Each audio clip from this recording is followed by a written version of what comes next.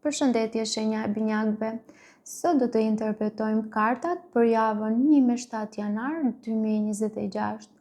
Pas lutjes dhe meditimit, kartat i ndava në 4 sfera jetësore, të cilat janë gjendja juaj, familja, dashuria, puna dhe një prizëm oracle. Atëherë, në gjendjen tuaj personale kemi gjykimin, karrocën, 4 shpatat dhe 6 shpatat. Çfarë thon kartat për gjendjen tuaj? Ju jeni në një periudhë zgjimi të brendshëm me kartën e gjykimit, po e kuptoni më mirë veten dhe rrugën tuaj. Karroca tregon se pas këtij reflektimi, do të merrni drejtimin në duart tuaja me vendosmëri. Megjithatë, keni ende nevojë për pushim dhe rimëkëmbje, që është me 4 shpatat, ndërkohë që 6 shpatat sugjeron largim nga një gjendje e vështirë mendore apo emocionale. Por po shëroheni dhe po ecni drejt një gjendje më të qetë e të balancuar.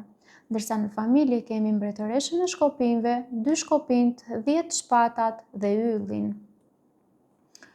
Në familje, një figurë fort femërore, ndoshta ju vetë, po ju udhëheq me pasion, që është mbretëresha e shkopinjve. Jeni përballë një vendimi të rëndësishëm me 2 shkopinjt, por jeni gjithashtu duke u përballur me një fund të vështirë, ndoshta një debat apo lodhje e thellë me 10 shpatat. Megjithatë, ylli ju premton shpresë, pajtim dhe rigjenerim. Besoni në procesin e shërimit. Ndërsa në dashuri kemi faqen e kupave, 10 monedhat, 10 kupat, drejtësia. Wow, dashuria, sa bukur! Javë shumë e favorshme për çështjet e zemrës. Një ndjenjë e re ose një sinjal afeksioni mund të vijë në formë të sinqertë me faqen e kupave, aq të pafajshme, aq të dëlirë, edhe pak e turpshme. Ju shihni potencial për ndërtim të qëndrueshëm dhe përmbushje emocionale me 10 monedhat plus 10 kupat. Drejtësia sugjeron se marrëdhënia po balancohet ose po vendoset në themele të ndershme dhe të qëndrueshme. Mund të ketë një vendim të rëndësishëm që do të vendosë fatin e kësaj lidhjeje.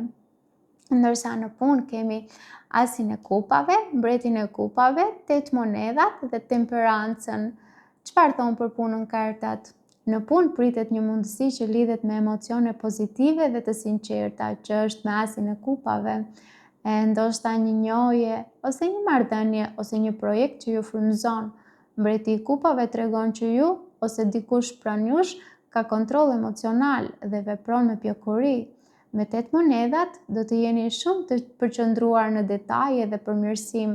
Temperanca sugjeron se çdo arritje do të vijë përmes durimit dhe balancës. E në prizëm oracle, ne kemi vetëdijen. Çfarë thot vetëdija?